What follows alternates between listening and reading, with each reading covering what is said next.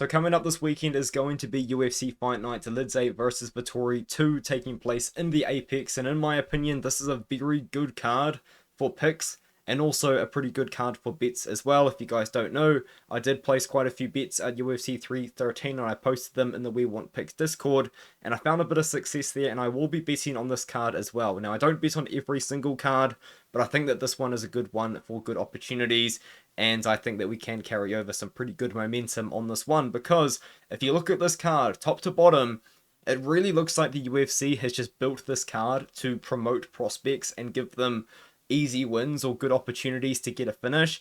But I also think amongst those prospects there is some genuine underdog opportunities and some potential upsets that could happen. So I think that if you look at this card, I think that there's definitely some spots that you can pick out.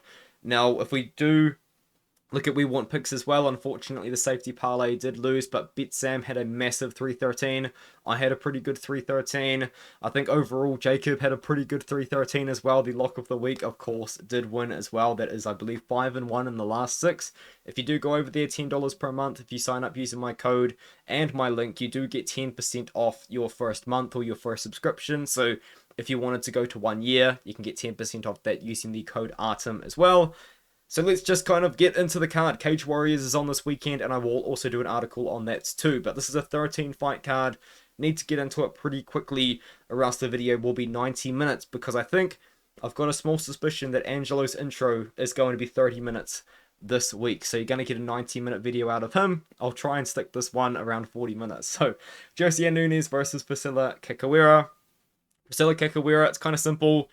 Has no striking defense really at all and doesn't really grapple much at all. Josiane Nunes, kind of a hilarious fighter at women's bantamweight, stands at 5'2".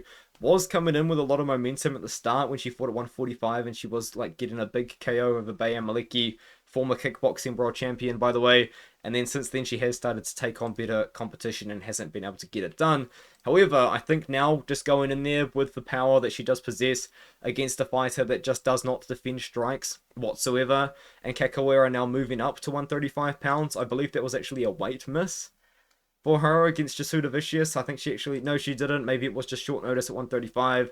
It doesn't matter. Priscilla Cachoeira, typically a 125er. Josiane Nunes, former women's featherweight. I don't know if there's going to be a big size difference here because of the height, but I do think that Nunes does land the better shots against someone that quite literally does not know how to defend a strike. And speaking of that, I feel like you've kind of got the same archetype in fighter here in AJ Cunningham. AJ Cunningham, of course, I believe he is Bryce Mitchell's cousin or Bryce Mitchell's second cousin, somewhere along those lines. Was on the Contender Series against Stephen Nguyen, got annihilated, to be honest with you guys, and then since then has now found his way into the UFC, where the same thing did happen again. AJ Cunningham is a grappler, and he is very, very aggressive, but there are a couple of big problems with him.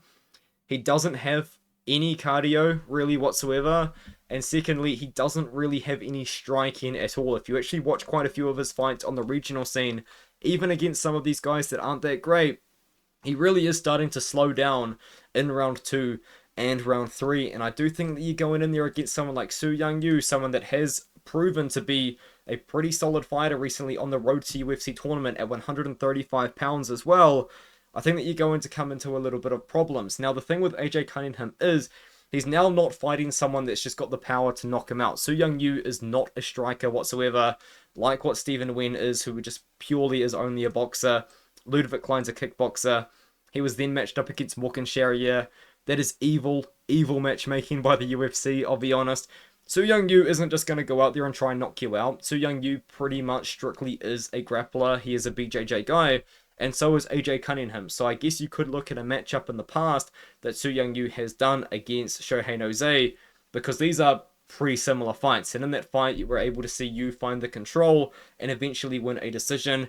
I think in this one here, I mean, considering AJ Cunningham's cardio isn't very good, I think you is live to get a late finish, like maybe a round 2, round 3 submission win here against AJ Cunningham, because Cunningham's a pretty tough guy, but I do worry about that cardio. It's not really there, and there is going to be a size difference here because AJ Cunningham is a pretty big featherweight. Seung now coming up to 145 pounds for this matchup. Maybe a permanent move. If it is, I don't really love it because Yu wasn't the biggest bantamweight, but We'll see how it goes for him. Seung Yu's minus 700, so pretty big favorite. Now, this is a fight here which I genuinely believe you can look at and make a justification for Carlos Vera to win. Now, I'm going to pick Josias Nusasa to win, and I'm going to pick Josias Nusasa to win by KO. But Carlos Vera right now is like plus 600. He's plus 500. He's plus 475 right now, plus 550 on a sportsbook right now. Josias Nusasa is about minus 600, minus 700, give or take. And I genuinely believe there's a path to victory for Carlos Vera here, because if you do look into Josias Nusasa's tape, and I will admit there's not much of it, because he has fought for a pretty small promotion here. African Knockout's kind of a pretty cool promotion because they're on Netflix, which is pretty sick. But aside from that, you got to kind of go through YouTube and really try and find some pretty hard to find fights. But Josias Nusasa at 135 pounds. Genuinely, I don't know if I have seen someone with this level of KO power before. This guy lands with one punch, and he is putting opponents out, like, flat. Now, he didn't knock out Otar Tanzalovi, but he did find some success in that matchup in the takedown defense, which is going to be key, because as long as this fight is on the feet, Josias Nusasa is going to be the better striker. Now, Nusasa's not the most technical guy, but he's got a lot of power, and he's a pretty good pressure-forward boxer. Carlos Vera's got a very odd striking style. I think it's some sort of like capoeira kind of hybrid, but I think he needs to abandon that here, and he needs to put Josias Nusasa into positions he has never seen before, because Nusasa, I personally find it hard to believe that Josias Nusasa has had very, very high level grappling experience in his career, in the training, compared to someone like Rinya Nakamura. Because if you remember that fight, Vera was putting Rinya Nakamura in some very, very tough positions throughout that fight in the grappling. And he may be able to do it against Nusasa. Nusasa genuinely is an unproven guy. He hasn't fought a grappler like Vera before. I'm picking Nusasa to win by KO, but I genuinely think you've got to look at this fight. You look at the plus 500 underdog, Carlos Vera by submission, very much could be a very, very big prop that could cash this weekend. So I think it's worth looking into, but I am going to pick Josias Nusasa to win by KO. This level of power, it doesn't come around often at 135 pounds. I think Josias Nusasa, if he can get a bit more well-rounded, I think he is training at the UFC PI right now, could be a pretty good prospect to keep your eye out for. Sam Hughes now fights against Stephanie Luciano. Stephanie Luciano had a pretty good performance, or should I say a couple of performances, on the Contender Series, because she only fought once in the Contender Series. Ignore me. No, twice. I thought she won twice. Fought twice. She fought against Talita Alencar in 2023. It was a draw. In that fight, she was forced to defend a lot of takedowns against Alencar. It was once. Anyways, I'm not restarting the video. And then she did her debut against Alencar, and she beat Alencar, and she looked pretty good. The thing about Stephanie Luciano is her striking's really solid. Like, her boxing genuinely is very good at 115 pounds, and as long as that grappling and that takedown defense can kind of improve, I think that she is going to find success in the weight class. But the problem is, man, Sam Hughes just does find ways to win, because she does have very good cardio, and it typically is that cardio that does lead to her finding wins. If you go through her win streak that she had pretty early on in her UFC run after having a pretty bad run initially, Estela Nunes, a lot of success in round 1. Sam Hughes makes the comeback in round 2 and 3. Elise Reed, the exact same thing against Amarim. The exact same thing. Amarim actually almost submitted her multiple times in round 1, and Sam Hughes come through to win rounds 2 and rounds 3. Very similar situation with Dudakova. Luciano very much will probably win the first round. It just comes down to, does she have the cardio to keep it going?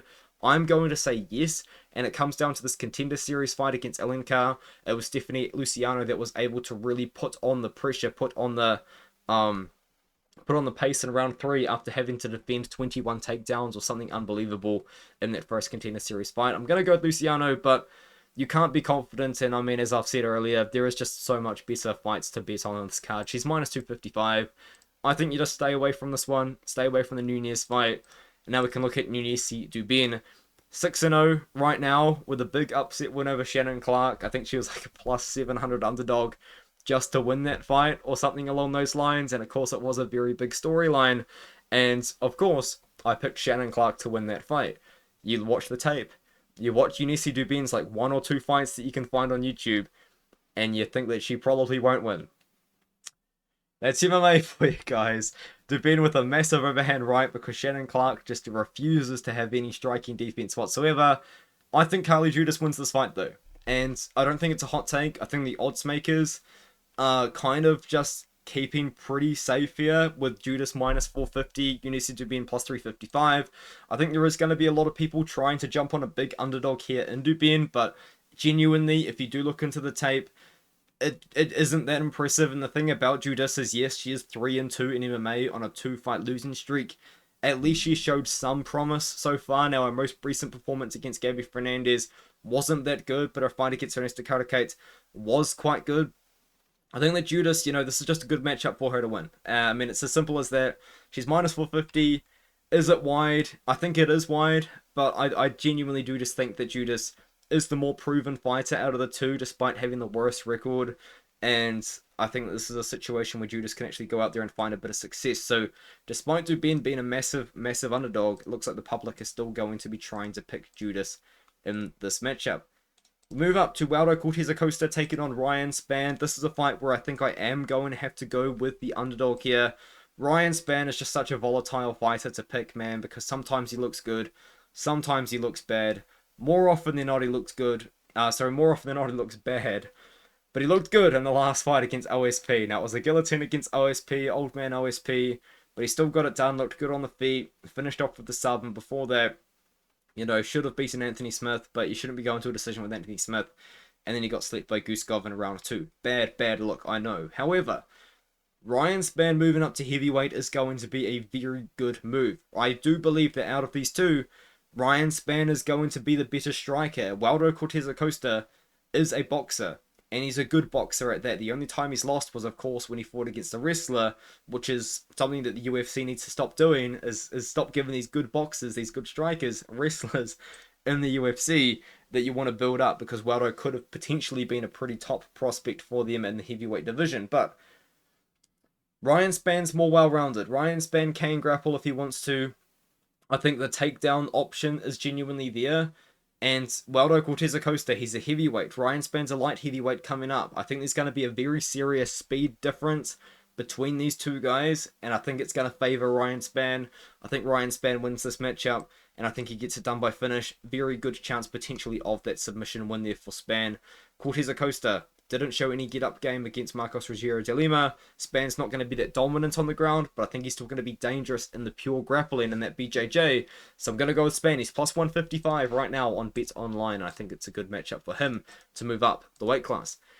Andre Lima takes on Daniel Barez. I like Daniel Barez. I'm a pretty big fan of him. I've been calling for him to get into the UFC for a while, and now he's in the promotion. I am quite happy about that. Now, here's the thing. He lost against Carlos Hernandez on the Contender Series, and I still to this day actually believe that he won that fight, and then he just crushed his way to the UFC. Fought against Rafael Filho. I picked him as an underdog in that matchup. Had Filho hurt on the feet. Where is Filho these days, though? Because I feel like he's someone that we just haven't seen super recently. He's got a fight coming up. Pretty exciting, but nonetheless, fought against Filho. Got in a car accident. Had his face smashed. Come out against Victor Altamirano and was able to get it done. However, I don't think this is a good matchup for Barez. Barez is a wrestler that mostly boxes, but he can wrestle, and I think that's kind of the key here for people that might be trying to jump on him as a dog, because I think the odds are pretty wide for this one as well. Andre Lima's minus 275, Barez is plus 235. Barez is a wrestler. He will go out there and shoot takedowns pretty often. He's pretty big at flyweight. He does actually have a lot of power in that boxing, and that boxing actually is quite solid. But Andre Lima's legit, man. In his UFC debut against Igor Severino, yes, Igor Severino was pressuring him. Yes, he was clinching him. He ended up winning the fight, though. But then after that, I think he's looked pretty good. I thought he beat Raposo somewhat clearly, and then he went out there and beat Felipe dos Santos, who's a dangerous guy, kind of like Barez. Andre Lima has a former professional kickboxing background. So far in the UFC, he showed pretty good takedown defense. I think he showed good enough takedown defense that he can defend the takedowns against Daniel Barez. And I think that out of these two, Andre Lima is the better striker. Andre Lima genuinely is a guy that could be a very good prospect for this division. He's 3-0 in the promotion right now. 10-0 as a fighter, only 26 years old. Genuine kickboxing professional background. I like him as a prospect, man.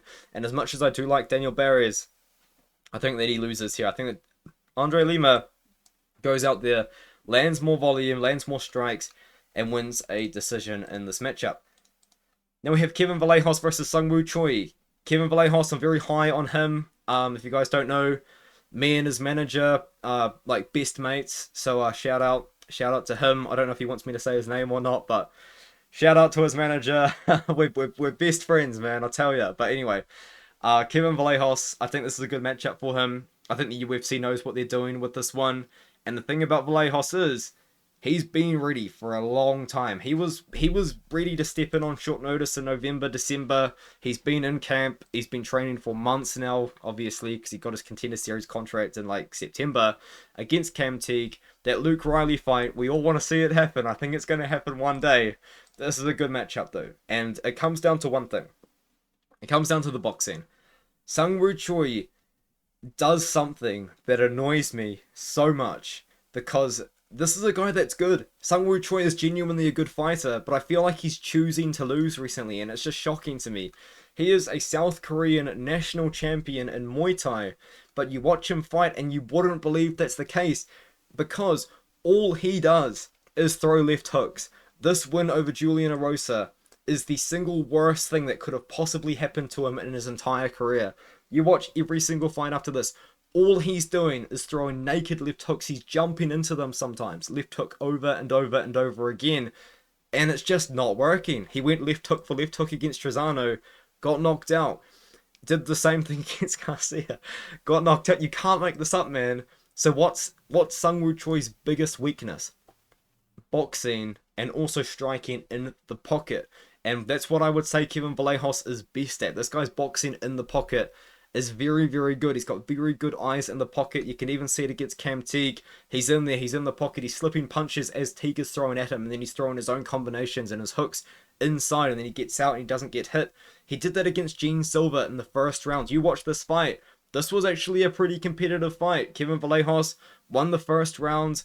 Gene Silva rocked Vallejos and potentially even had him out on his feet there in moments in the second and the third rounds, but Silva's damage eventually accumulated from 2 and 3 onwards. We haven't seen anyone really test Gene Silva at all since this fight, and Vallejos was the guy to test him, and he's only 23 years old. He's somewhat small for the division. I think there could be a little bit of a size difference here between Seung Choi and Vallejos, but Vallejos makes up for it with his speed. And another thing about Vallejos is he has been mixing in his grappling quite a bit, which he did do in his last 2 fights for the legendary Samurai Fight House, which is based out of Argentina. You can watch their fights for free live on YouTube. I think Vallejos goes out there. I think he goes out there and he wins. Vallejos minus 355, plus 290. Vallejos KO. Maybe even Vallejos sub as a flyer. You know, Seung Choi is a good striker. Vallejos has been working on his grappling. Yeah, Vallejos is, he's my most confident pick on the card. Like, odds aside, genuinely, I do think he just does win. Bias aside, I genuinely do think this is a good matchup for him. Alexander Hernandez now goes out there against Kurt Holobaugh. I've been picking Kurt Holobaugh now so far in his run after the Ultimate Fighter, but I don't think that this is a great matchup for him, because I think Alexander Hernandez at 155 pounds is a much, much better fighter than Alexander Hernandez at 145 pounds. The 145-pound Alexander Hernandez experiment just did not really go to plan at all. He did take a lot of damage against Billy Q, beat Jim Miller in a very close fight, and then after that, you know, didn't find too much success. Just beat Austin Hubbard, who's a pretty good wrestler, a guy who Holobaugh, I believe, has history with pretty recently with that submission win in the Ultimate Fighter finals. I think in this one, though, I think Hernandez is just a little bit better. I think he's more technical than Kanan Kotruski, who I did pick Kurt Holobaugh to beat, by the way. By the way, Fighting Nerds guy. Fighting Nerds have more fighters than just the undefeated guys. But anyways, Alexander Hernandez, I think that he is just kind of going to be a little bit more annoying for Kurt. Like, Kurt's, like, fun. Like, Kurt's grappling is just really, really good. But I don't think he's going to get the takedowns on Hernandez. I know Hernandez's career takedown defense is pretty bad. Holobaugh's not the best wrestler, though. Holobaugh's a wild man on the feet, but he's still pretty hittable. I think this is a good fight for Hernandez to pressure forward and go out there and just kind of put on a classic Hernandez performance. You know, the cardio at 155 pounds It's not amazing, but it's way better than it was at 145. I think Alexander Hernandez goes out there and he wins that decision over Kurt Holobaugh. The odds are minus 185 for Hernandez and about plus 165 for Kurt Holobaugh. Damon Blackshear takes on Cody Gibson. I like Cody Gibson a lot. This is a good matchup for Damon Blackshear. You know, Damon Blackshear had a pretty crazy run there at one point. He fought against Jose Johnson, got that twister victory, fought 1 week later, and gave Mario Batista, Voldemort himself, the man, yes, just that man, a pretty tough fight on 1 week's notice, less than a week's notice. He fought 1 week in between these matchups, come back again, lost to Montel Jackson. I mean, we all saw that coming, unfortunately, man. I mean, I picked Montel Jackson by KO. I think the world picked Montel Jackson by KO. Where is Montel Jackson? We need to see him again. But anyway, beat Cody Stamen after that. I think he does go out there and he beats Cody Gibson here. Cody Gibson is a guy that is huge for the weight class, can put on a very good pace, can put on a lot of high volume, and he can grapple himself. But I just don't think that grappling is as good as Damon Blackshear's. The cardio as well. Yes, he can push a high pace, but the thing about Cody Gibson as well is if he does push a high pace in that second and third round, he does slow down. And that's where we've seen Damon Blackshear be able to really kind of put the pace on guys in the past. And I think that that's what's going to happen here. I think we can expect another Damon Blackshear submission win, and I think we can expect it in round 2 or 3. I do like Cody Gibson a lot. He is a very big guy for the weight class. But I think this is a good matchup for Blackshear, and I think that Blackshear goes out there and gets it done, and I think he gets it done by submission over Gibson. Diyar Nurgozhay goes out there against Brenton Ribeiro now in his UFC debut, and Brenton Ribeiro, we just saw him pull off a big upset against someone else, making their debut at 205 pounds against Caio Machado, where he was able to really just kind of scrap out a pretty sloppy fight against Machado, who just refused to do what he's good at, which is grappling. And this fight could look similar if Diyar Nurgozhay doesn't go out there and do the exact same thing. Diyar Nurgozhay, despite getting that KO over Bartosz, which I butchered the name, I'm sorry, over Bartosz, I think that this is a fight which honestly, Brenton Ribeiro is going to be live for a knockout, and I'm going to pick Diyar Nurgozhay, but you've got to hear me out here. I actually picked Bartosz to win this matchup. And to be honest with you, Diyar did look a lot better than I thought he would. But in these previous matchups, man, you watch these performances, and Diyar Nurgozhay, when he's not getting the takedowns going, the striking looks really laboured. It looks really slow. He does not have very good counters at all. Like, someone will throw a strike against him, and he won't react until, like, after it's landed. It's very odd. And he's also kind of got the tick going on as well. Like a good friend, another good friend from Kazakhstan that fought at lightweight for quite a bit and then retired like 2 or 3 times. Fought Gamrot twice. You guys know who I'm talking about. He's got that tick going on too. But I think that Diyar Nurgozhay, the wrestling's good. The thing about Ribeiro is he's not really the best fighter in the world, but he is a lot of fun. But he's only a striker. This guy doesn't really have takedown defense. He doesn't really have a good chin. The problem with Diyar is I worry that maybe he thinks that he's a striker now and he is going to go out there and strike against Ribeiro. That would not be good. You need Diyar to wrestle. You really do. If you're going to be betting on him at minus 260 and Brenton Ribeiro at plus 220. Because Ribeiro, pretty dangerous guy. Pretty good striker. Very sloppy. No, well, he's an okay striker. He's okay. But Diyar, I worry about Diyar, man. But I think he's still a pretty good prospect overall. Elizeu Zaleski now takes on Chidi Njokwani. I think that this is a good matchup for Zaleski. It's a striker versus striker matchup. 2 unks going at it. 2 father figures going at it for me. I mean, Chidi may be a little bit young to be a father figure to me, but Elizeu Zaleski definitely is old enough. I think Zaleski's got it, man. Zaleski with his capoeira striking style. We saw him give trouble to Renat Farakrenadov on the feet with that massive body shot where he just didn't quite follow up enough to get the finish.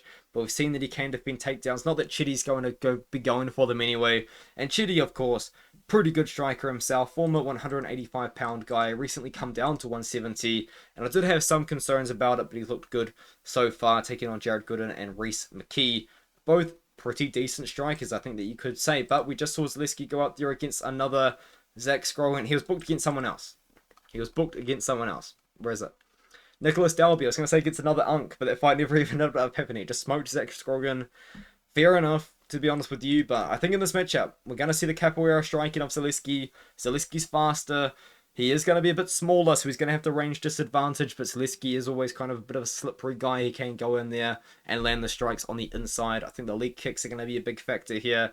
And Njokuani, dangerous from range, but we have seen him fade a little bit with the cardio, and we just saw Zaleski not that long ago survive a pretty brutal couple of rounds of Fikretov and then really put it on him in that third round. I think that we're going to see Zaleski go up there and win a decision.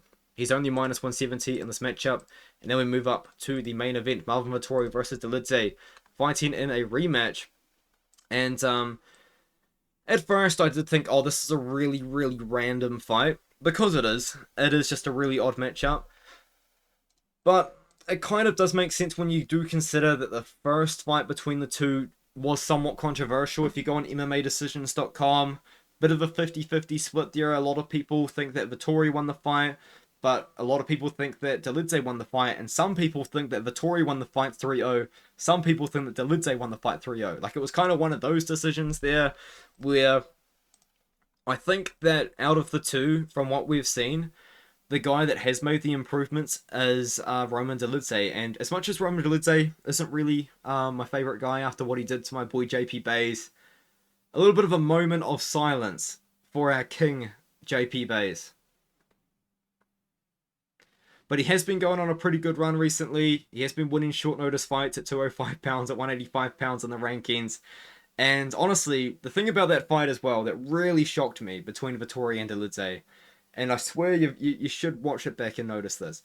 Roman Dolidze genuinely just was so one-dimensional on the feet in that matchup, and Marvin Vettori just wasn't able to come up with any counters, like, whatsoever. Like, Dolidze, I believe it was his overhand left. He just spammed like 14 of them in a row. Just nothing else. He would just throw his overhand left without a setup, without a takedown attempt, and then into the overhand. No leg kick into overhand, no jab into overhand, just overhands. And Vettori just would never counter it. He would just never notice that it was coming. And that just kind of tells me all I need to know about Marvin Vettori, man. This guy just is not going to be able to have an answer to even the most basic of strikers. And we just saw him take a beating against Jared Cannonier. He had some early success, but then Cannonier just really started to put a lot of power down on him. And that chin of Vettori might get cracked someday. Now, will it get cracked against Roman Dolidze? I don't know, but it was very, very close to getting cracked against Jared Cannonier. And we haven't seen him fight since then, since 2023. I mean, he's not really wrestling like he used to. Dolidze is like a European grappling champion or silver medalist or something like that. Like, Dolidze's good on the ground. Dolidze's good on the feet. I mean, it is middleweight, so anything can happen. But we just saw Dolidze beat a ranked opponent at 205 pounds, and Anthony.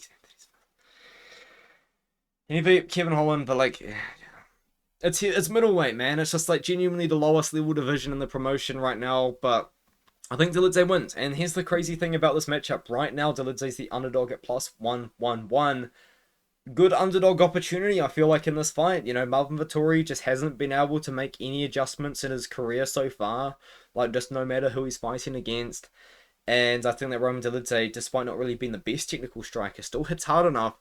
Does he hit hard enough to crack that chin of Vettori? Maybe not, but I think I've got to trust the activity of Dolidze, and I think Dolidze can go out there and get it done at 185 pounds in the rematch. Arguably won the first fight anyways, so, and that was on short notice too. So yeah, we'll see how it goes. No poster review. I had a very good card at 313 without the poster review. We're not doing that anymore. But yeah, that's it. That's literally the card. 28 minutes. My full card prediction video was shorter than what Angelo's intro is going to be this week. Not too bad. I'll see you guys in the next one.